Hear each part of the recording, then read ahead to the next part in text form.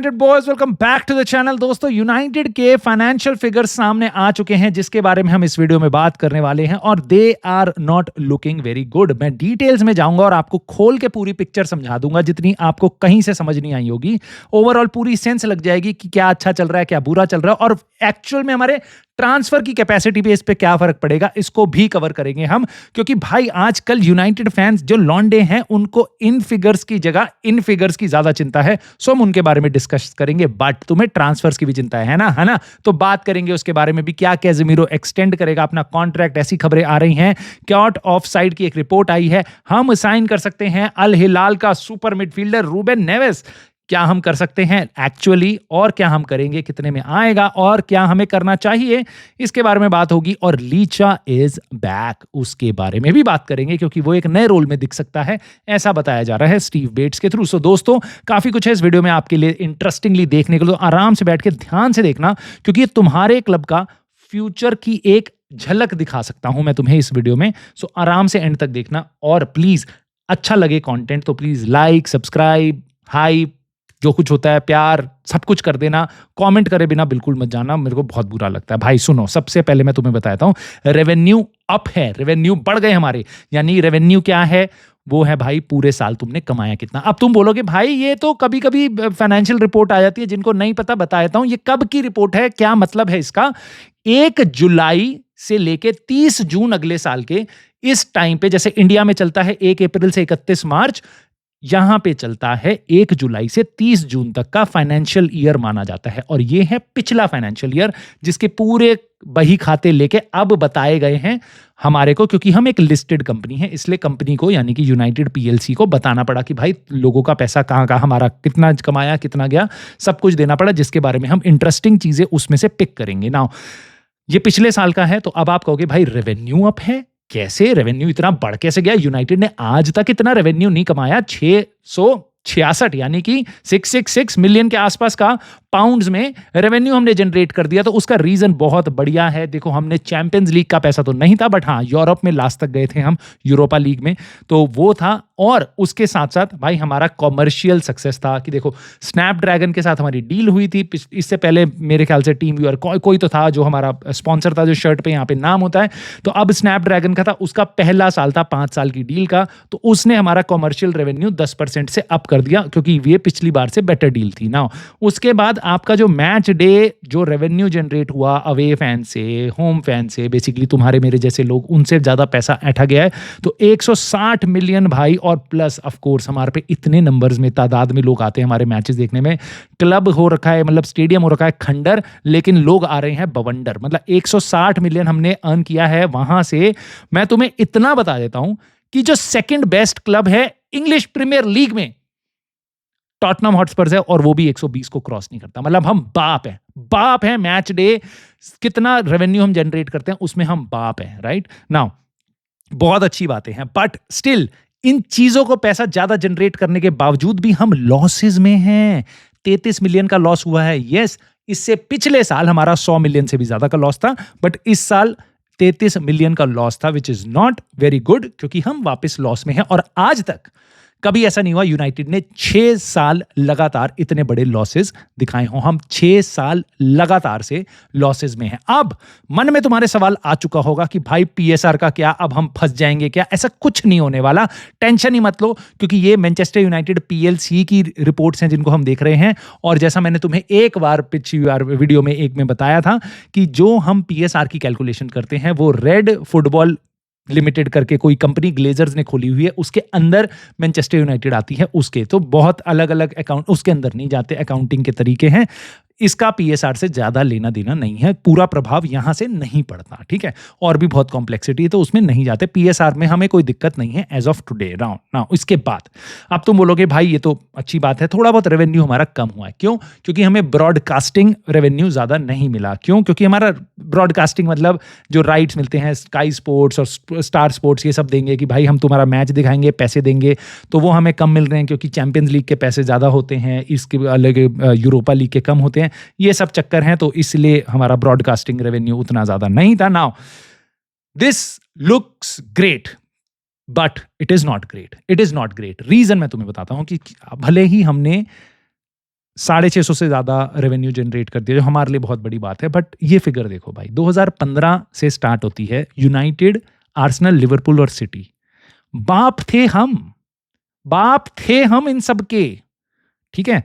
और इतने सालों में हमें धीरे धीरे पिछले 5 सालों में मैनचेस्टर सिटी ऊपर निकल चुकी है हमसे, वो हमसे ज़्यादा रेवेन्यू जनरेट कर रही है। अब कैसे कर रही है वो तो भले ही 115 रीजंस हैं उसके, बट अभी वो हमसे ज़्यादा कर रही है। अब तुम्हें लगेगा कि क्या यूनाइटेड सेकंड है, हमने तो रिकॉर्ड बनाया है, बट अभी आर्सेनल और लिवरपूल ने अपने फिगर्स नहीं बताए हैं और पहली बार ऐसा हो सकता है यूनाइटेड टॉप 3 से भी बाहर चली जाए। तो हमारे को देखो, हम हमेशा सेकंड नंबर पे रहते थे, बट अब हमें लिवरपूल और आर्सेनल हमें शायद ओवरटेक कर सकती है, ऐसी प्रोजेक्शंस आ रही हैं, क्योंकि वो काफ़ी सही पैसा उन्होंने भी जनरेट किया और सबका पैसा बढ़ रहा है। हमारा बहुत अच्छा बढ़ा है, बट उनका भी बढ़ा है। तो येस, हमारा इनकम ज़्यादा है, but we are not the toppers of the class. So basically तुम्हारे नंबर ज़्यादा अब आ रहे हैं पिछले साल के मुकाबले, आज तक कभी इतने नहीं आए, बट क्लास में तुम्हारे से और बच्चे हैं जो तुमसे आगे निकल चुके हैं। This is a cause of concern for us now.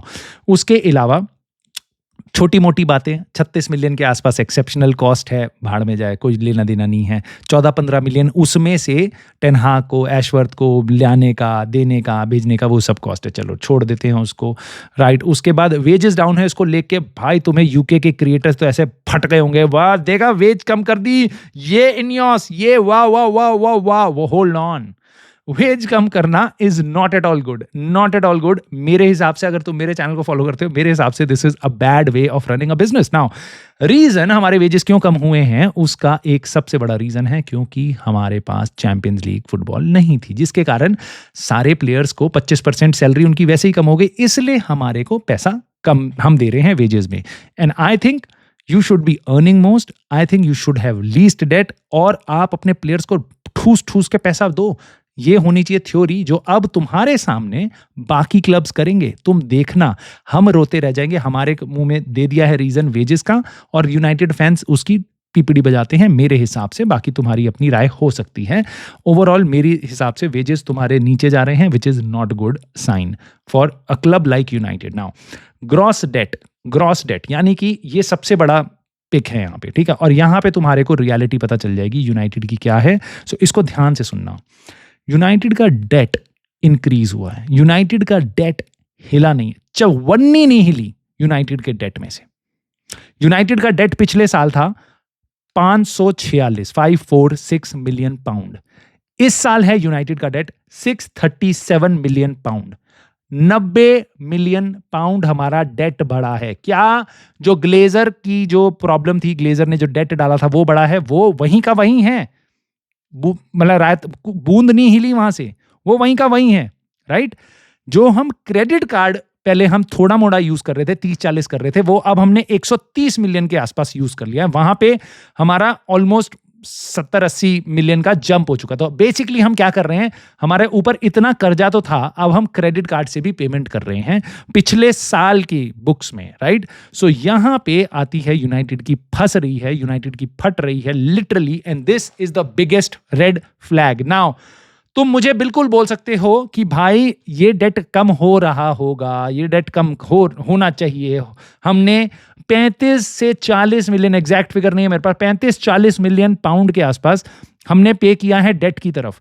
हमने प्रिंसिपल पे आउट नहीं किया, इतना तो तुम्हें भी पता है भाई। एजुकेशन लोन, घर का लोन, गाड़ी का लोन कुछ लिया होगा, हमने बस इंटरेस्ट पे किया है। जैसा हम 1 बिलियन से ज्यादा इंटरेस्ट पे कर चुके हैं अभी तक ग्लेजर्स के अंडर, हमने वापस इस साल 35-40 मिलियन का इंटरेस्ट पे किया है। डेट चवन्नी नहीं हिली है, चवन्नी नहीं हिली है। कोई तुम्हें ऐसा बताएगा बिल्कुल सही नहीं है, ठीक है। और तुम मुझे बोलोगे कि भाई ऐसा नहीं है, मेरे को तो बताया था किसी ने, मैंने तो यूके का कोई कंटेंट क्रिएटर देखा था, उसने तो बोला था भाई डेट धीरे धीरे कम हो रहा है, ये हो रहा है, वो हो रहा है। कुछ नहीं हो रहा, कुछ नहीं हो रहा। तुम्हारे को मैं बता रहा हूं, जो हमारा डेट था वही है, बल्कि बढ़ गया है डेट। अब तुम्हें क्रेडिट कार्ड का भी ज्यादा डेट देना है। तो अब यूनाइटेड फंसती जा रही है इसके बीच में। इसका मतलब क्या होगा, तुमने इस साल 35-40 मिलियन दिए हैं इंटरेस्ट में, अब तुम क्रेडिट कार्ड के भी 100 मिलियन की एक्स्ट्रा पेमेंट का इंटरेस्ट दोगे, चाहे वो 5 मिलियन ज्यादा हो। अब तुम्हें अगले साल हमारा रेवेन्यू अगले साल कम होगा, ये प्रोजेक्शन है ऑफ कोर्स, क्योंकि अब तुम ईएफएल कप में नहीं हो, अब तुम ना यूरोपा में हो, कॉन्फ्रेंस में हो, ना चैंपियंस लीग में हो। तो अगले साल हमारी इनकम इससे कम हो जाएगी।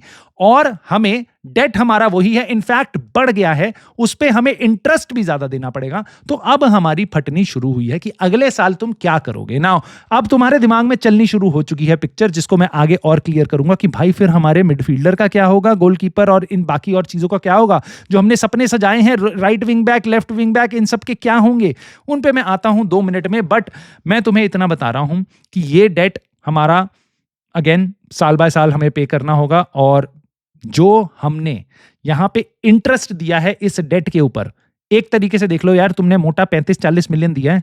अगर तुम्हारे पास ये पैसा डेट नहीं होता जो ग्लेजर्स के कारण है, ओनर्स के कारण है हमारे पास, तो हम ये पैसा लिटरली ट्रांसफर्स में लगाते और 35-40 मिलियन एक साल में अगर तुम ले रहे हो भाई, तुम्हें अगर तुम 175 मिलियन भी खर्च कर देते ना 5 साल की डील में, तो तुम इतना ही पे करते उनको 35-40 मिलियन इस साल। सो इट इज लाइक कि अगर रूबेन एमरिम को इस स्क्वाड में जरूरत थी इस साल, तुम लिटरली बलेबा वॉर्टन दोनों साइन करके उसको दे सकते थे अगर हमारे पास ये डेट नहीं होती। But thanks to your owners हमारे पास ये डेट है, तो हम प्लेयर्स की जगह ग्लेजर्स का इंटरेस्ट भर रहे हैं। नाउ उसके अलावा अब तुम अगेन, तुम्हें लग रहा होगा कि भाई मैंने तो कहीं और कुछ और सुना है, तुम्हारी बात कुछ और है, पता नहीं तुम क्या बोल रहे हो, इतना नेगेटिव। चलो यार, मेरी मत सुनो, किसी की मत सुनो। शेयर प्राइसेस देख लो, रिपोर्ट आई है, यूनाइटेड ने अपने फाइनेंशियल्स निकाले हैं, शेयर प्राइसेस गिर गए 8%। 1% नहीं, 2% नहीं, 8% हमारे शेयर प्राइसेस ड्रॉप हो गए। अब आ रही है समझ? अब आ रही है समझ कि ये जो नंबर्स तुम्हें बताए गए हैं बहुत सी अलग अलग जगह पे कि बहुत अच्छा चल रहा है, यूनाइटेड ने ग्रेटेस्ट एवर रेवेन्यू जनरेट कर दिया, ये सब वो सब अंदर सारा कचरा है। ठीक है, सो ये है रियलिटी। इसका क्या इंपैक्ट है? इसका ये इंपैक्ट है कि तुम अब जनवरी में बलेबा के सपने तो छोड़ दो, तुम ये सोचो समर में क्या होगा, बलेबा का या किसको हम लाएंगे, राइट? मैं इसके बाद तुम्हें यह भी बता सकता हूं कि इनियोस के अंडर, ठीक है, व्हाट इज द प्लान। जो इनियोस सपोर्टर्स हैं, जो आई डोंट नो कितने हैं बचे हैं कितने नहीं हैं, बट जो इनियोस सपोर्टर्स हैं जो पीआर में फंस चुके हैं भाइयों की, भाई एक तो मैं बताता हूं कैसे फंस जाता है बेचारा एक भोला सा यूनाइटेड का फैन, कैसे फंस जाता है इस पीआर एक्सरसाइज में। सर जिम रैटक्लिफ इंटरव्यू देते हैं, कहते हैं अगर मैंने पैसे नहीं डाले होते ना यार, तो यूनाइटेड कैश से चली जाती, बैंकरप्सी में चली जाती, कुछ हो जाता, यूनाइटेड गायब हो जाती अगर मैं नहीं आता, बचाता नहीं। तो भाई किएरन मैगवायर करके एक फाइनेंशियल एक्सपर्ट है, उससे पूछा गया क्या तुम्हें ये फिगर्स देख के सही में ऐसा लग रहा है यूनाइटेड पे कैश की कमी थी? वो कहता कैश की कमी तो अभी भी है, और अबे इन भाई के पकौड़ों से ये बोलो कि भाई ये जो बोला था ना रैटक्लिफ ने, ये था एक पीआर एक्सरसाइज थी ये, ताकि उस टाइम पे उनके आसपास क्या चल रहा था, सर एलेक्स के लिए तुमने पैसे काट दिए, तुम इतनी सारी जॉब्स निकाल रहे हो, फिर 250 जॉब्स निकाल रहे हो, फिर 200 जॉब्स निकाल रहे हो, उन सब से बचने के लिए ये एक पीआर स्टेटमेंट थी। This is not factually true, that is the reality. ये बताया है किएरन मैगवायर ने, जो फाइनेंशियल एक्सपर्ट है। सो अब तुम देख लो तुम्हारा लायर रैटक्लिफ किस तरीके से तुम्हारी काट रहा है, जो एक्चुअल में उस पर विश्वास करते हैं। बाकी बहुत से भाई लोग हैं जो जानते हैं दिस इज नथिंग, राइट? उसके बियॉन्ड लास्टली मैं तुम्हें बस ये बात बोलूंगा कि मुझे नहीं दिखाई देता हम इस साइकिल से अब कैसे निकलेंगे, क्योंकि हमारे पास हर साल हमारा रेवेन्यू अब आगे, फॉर एग्जांपल हम चैंपियंस लीग में नहीं है तो कम होगा, जैसा हमने ऑलरेडी इनियोस ने प्रोजेक्ट कर दिया अगले साल के लिए, और उसके बाद हमारे जो डेट है वो बढ़ता रह रहा है। तो इसके बीच में हम एक ही उम्मीद है कि किसी तरीके से किसी एक सीजन में हम चैंपियंस लीग में घुस जाएं, हमारे को 100 मिलियन एक्स्ट्रा आ जाए, उससे हम शायद थोड़ी बहुत साइनिंग कर ले ताकि टीम में इन्वेस्ट कर पाए। तुम्हें लग रहा है हम चैंपियंस लीग में जा पाएंगे? तुम्हें लग रहा है जो ट्रांसफर बिजनेस करके हम निकले हैं हम चैंपियंस लीग में जा सकते हैं? मुझे डाउट हो रहा है, मुझे नहीं पता तुम्हें कैसा लग रहा है। अब देखते हैं आगे क्या होता है, but situation is literally grim. So delusion से बाहर आओ, रियलिटी तुम्हें मैंने दे दी है, तुम्हारे मर्जी है वापस तुम्हें डिल्यूजन में जाना है, so most welcome, you can go back now. कुछ चीजें जो इंटरेस्टिंग हैं इन ट्रांसफर फिगर्स के अलावा, जिन पे तुम्हारी राय मैं जरूर देखना चाहूंगा कमेंट पे, तुम्हें कैसे कुछ पॉइंट्स कैसे शॉकिंग लगे, अच्छे लगे, क्या लगे, मेरे को प्लीज बताना। मैं लिटरली फीडबैक मांग रहा हूँ तुमसे। लीचा की ट्रेनिंग स्टार्ट हो चुकी है ग्रास पे, which is a very good boost. I think वो एक ऐसा प्लेयर है जिसको मैं आंख बंद करके ल्यूक शॉ की जगह इस टीम में डाल दूं तो हमारी टीम का लेवल काफी अच्छा हो जाए not just defensively but also progressively.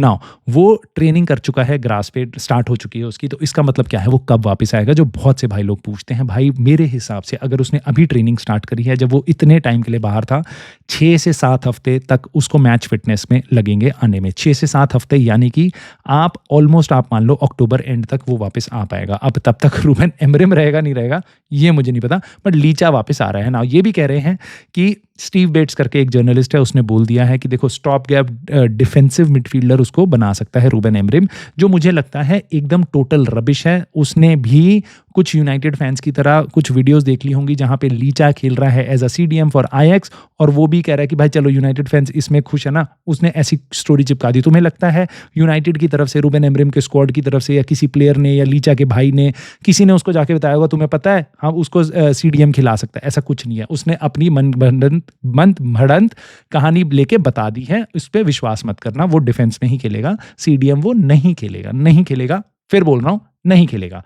ट्रिवेला करके एक आउटलेट है, उसने बोला है कैजेमीरो के पास एक्सटेंशन है 1 साल का। नाउ ये तभी ट्रिगर हो सकता है अगर मैनचेस्टर यूनाइटेड और कैजेमीरो दोनों पार्टी रेडी हैं कि भैया जब मियां बीवी राजी तो क्या करेगा काजी कि भैया 1 साल का एक्सटेंशन ले लो, 1 साल यहां रुक जाओ, अनलेस एंड अनटिल, ठीक है, कैजेमीरो प्राइम कैजेमीरो नहीं बन जाता। मुझे नहीं लगता ये पॉसिबल है, और हम ये नहीं कर सकते, ये नहीं कर सकते, और ना हमें करना चाहिए।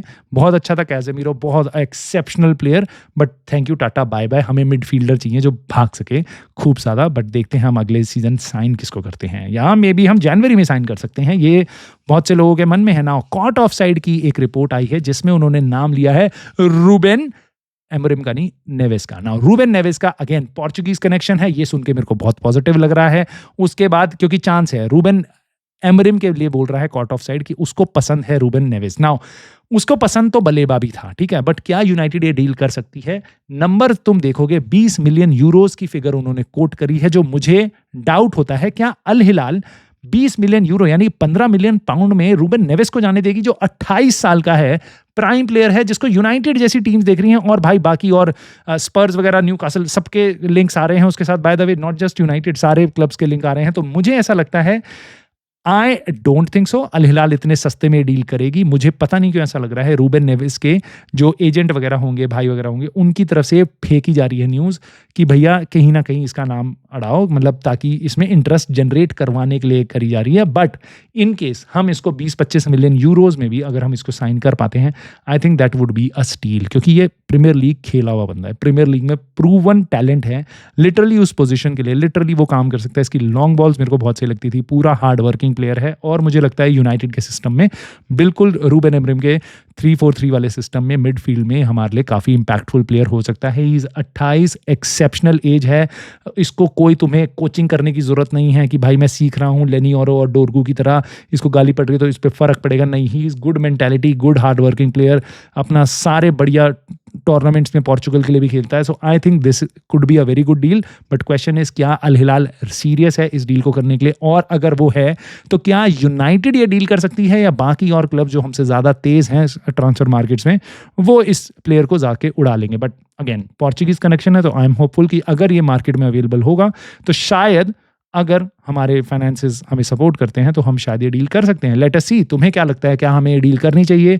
क्या लगता है, कैसा लग रहा है तुम्हें लीचा की वापसी के बारे में सुन के? और फाइनेंशियल फिगर्स पे अपने कमेंट जरूर करके बताना दोस्तों। And I love you all. Please like करके, सब्सक्राइब करके अपना सपोर्ट जरूर देना। I will see you soon in the very next video.